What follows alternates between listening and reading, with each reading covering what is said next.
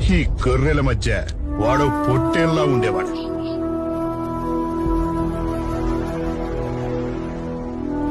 అయితే ఇప్పుడు ఆ అడవిలో వాడొక పని పశువు.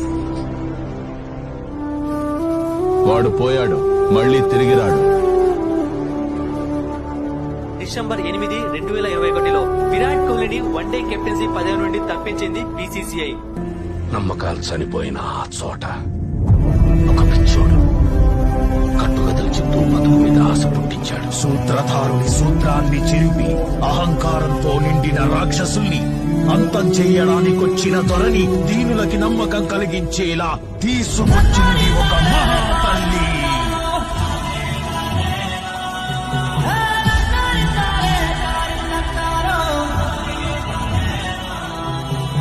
కాల్చే మంటల్ని ఆర్పే వర్షల్లా మృత్యువు ఇంట్లో కూర్చున్న